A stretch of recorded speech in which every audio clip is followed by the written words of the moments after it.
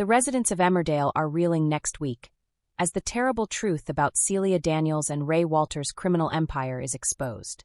With April Windsor finally free of their clutches, Marlon Dingle and Rona Goskirk pray this is the end of their nightmare. But another one is about to begin as a dead body is waiting to be found at the depot. Is this somehow connected to the cruel crime network? As next week's episodes begin, Marlon Dingle sat with his back to the kitchen window, the glass fogged with his breath as he stared at his phone. He had sent the text an hour ago, fingers trembling in a way that made the keys feel foreign. He had not meant to lie. He had meant to protect. But the words he had typed, a single, secret message sent to an old maid in the force, felt like a pebble shifted in a landslide. Rona had left their bedroom in the small hours, and he had watched the back of her jacket disappear down the lane. When she returned, he caught the scent of rain on her hair and a strange firmness in her jaw. He could read her like scripture, the pages of worry and resolve. "Everything all right?" asked Paddy when he stepped in, the silence folded into his voice. Marlon swallowed, shutting his phone away. "Aye, as all right as it's going to be, lad." He wanted to say more, to explain the text, Rona's call, the way everything had felt like balancing on a knife. But there were things that could not be said in rooms with small children and sharp edges. Not yet. Across the village, Ross Barton steered his car down the lane with careful attention, his hands white on the wheel. April sat in the passenger seat, her shoulders hunched as if bracing for impact. She looked smaller than she had before, but at the same time there was a something broken into her face that made her unfamiliar even to those who loved her most. The reunion at the Woolpack had been messy and emotional. Hugs that clung too tight, Marlon's voice catching, Rona's hands trembling as she touched April's hair, as if testing whether it was still real. When they were finally alone at home, April's mother wrapped her arms around her daughter and would not let go. "You're home," she kept whispering. "You're home." April clung to her like a life jacket and, after a long time, pushed back. There was a film over her eyes. "It's all right, ma'am. I'm back." But when Rona asked the question the household had been asking since the reports of Celia Daniels and Ray Walters began to ripple through the village, when pressed gently for details, April shuddered. "We'll tell the police," she said eventually, in a voice that could not quite carry conviction. "I want to tell them everything." Marlon saw the way Rona's hands tightened into fists, the long-practiced reflex of someone who had spent a life tending to danger and damage. Rona wanted to run to the law and rip the whole rotten thing open. But she also remembered the time when April had come home weeks earlier and said she thought she had killed someone in self-defense. The memory sat in Rona's throat like bad toast, dry, unpleasant, impossible to swallow. If April had been involved in something that could be construed as homicide, Rona's maternal instinct to protect could not be disentangled from the law's cold machinery. Who could they call? What would happen to April? What would happen to their family? "Rona's about keeping everyone safe now," she muttered later, to Marlon alone in the kitchen. "We've got to do the right thing by her, by the children. But also if April goes to the Nick and tells everything, if she says she did this, who knows what the magistrate will do." Marlon's own conscience had been gnawed raw. He had spent nights rehearsing the what-ifs until his teeth hurt. The Dingles were strong, stubborn people, but even the most stubborn soul could be ground down by regret. If there was any chance their silence had contributed to someone's harm, he could not live with that. The revelations about Celia and Ray landed like thunder. The papers on the table in the doctor's waiting room said Operation Freedom in small print, a police operation that had uncovered a brutal system of enforced labor. The story was not pretty. Celia's farm had been a place where people were bought and trapped. They were made to work without proper food, shelter, or pay. They were treated like goods, not people. And somewhere in that story was Bear Wolf, Paddy's father, whose absence had become a wound nobody knew the shape of. They had found some of the captives cold, shivering, exhausted. Some had come forward, eyes wide with the memory of being kept and controlled. Bear, though, had not been among them. Paddy's face was white when Rona and Marlon sat him down. "We found out where your dad was," Rona said, and for the first time her voice broke on the words. "He was being kept on the farm. Not treated right. It's awful, Paddy." Paddy's hands trembled, the casual swagger replaced by the weight of incomprehension. "He left in the summer. He's never. Why would anyone do that to him? He wouldn't have." "We should have done more," Marlon said before he could stop himself. The admission cracked the room open. "If we'd known, maybe we could have got him out sooner." Paddy's eyes flashed, not with the heat of anger but with the cold of a man who had been lied to by time. "No one's blaming you, Marlon." He swallowed. "But we need to find him." The village, after the shock of the arrests, breathed a fragile collective breath and then turned to search. Volunteers combed lanes and hedgerows, friends checked caravans and outbuildings, and Ross retraced a path he and April had taken on the night she disappeared. There was a hunger to put right what had been wronged, to find the missing and mend the broken. Meanwhile, at the haulage depot, the atmosphere hummed with ordinary pressure.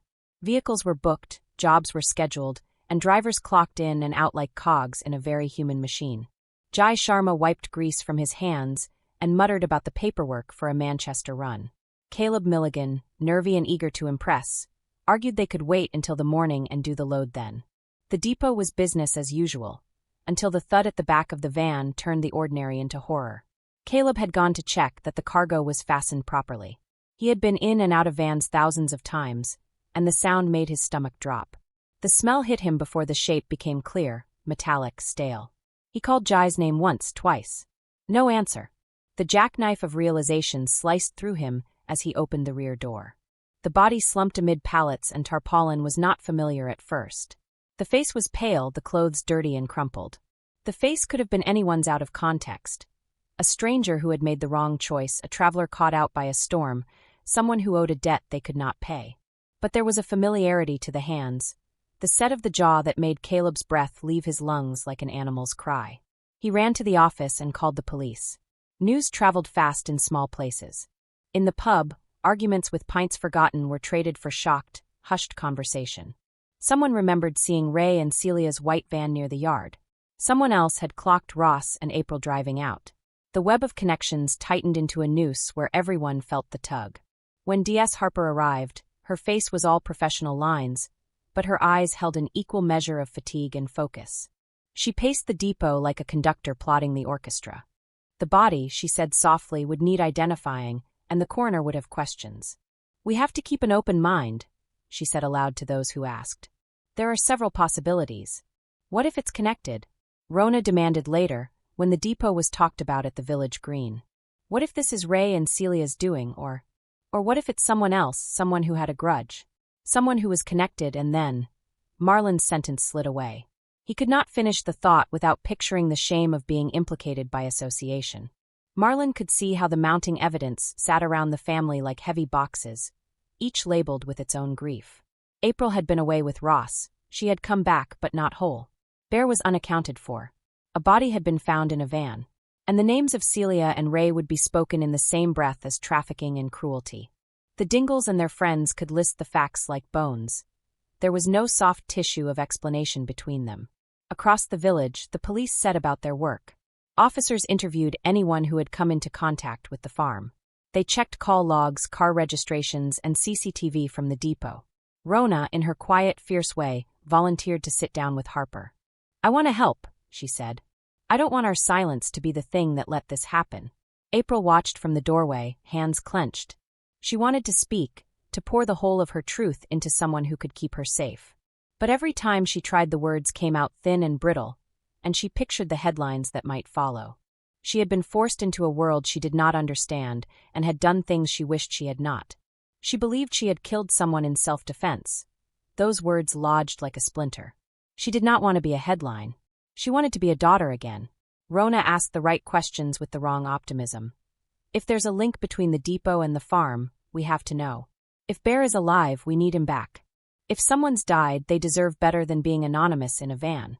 Harper, sympathetically strict, told them to write everything down. "No matter how small it seems," she said. "Even the odd text or a call at 2 a.m, we will check." Marlon's guilty text, the one he had sent to an old policeman friend, was now a weight on his chest. He had asked for advice, for a way to make sure emergency services would respond quickly if April needed them, but he feared the message would be construed differently. At night, Rona paced the upstairs landing. She made another call, this one whispered into a phone with a name she had not spoken for years. If there were people who could help trace Bear, she wanted them on it. She could not bear the idea of the man who had taught Patty how to throw a ball and told stories of faraway places, reduced to a ghost. The secret call was not about shame, it was about action. In the days that followed, tension curdled into fear, and then sharpened into resolve. Volunteers who had once admired the fields now looked at them with haunted eyes. Ross tried his best to be a solid figure for April, but he could see the way she wavered. He could feel, in small ways, that she carried something else besides memory, secrecy, and the fear that to tell the truth would break everything. Patty joined the hunt with the mechanical thoroughness of a man who had been losing time. If Bear was alive, he would find him. If not, he would make sure the truth was told. He combed the farm, ransacked sheds, and questioned face after face, each query building into a mosaic that should reveal a picture. And then the call came. The body had been identified. The name hit like a stone in the gut. It was someone known, someone with ties to the village that no one had expected to be cut so brutally. For a moment the world halted. Then a sound like a cracked bell filled the air. Screaming, wailing, prayers, and the low, animal grief of a community that had lost part of itself. Rona clutched April and whispered a prayer she had not said in years. Marlon's knees gave, and he sat on the step as if something had gone out from under him. D.S. Harper came to the Dingles that evening. Her face was tired and threaded with professional caution. "There are links we are following," she said. "We have evidence the corpse in the depot was connected to the operation on Celia and Ray's farm. We are also looking into sightings of them near the depot. There's more we need to establish, but at the moment we have probable cause to treat them as connected. And we're still looking for Bear." The room held its breath. Rona closed her eyes and said a single name like a litany. "Find him," she whispered to the officer. "Please find him." "Everything will be done," Harper promised.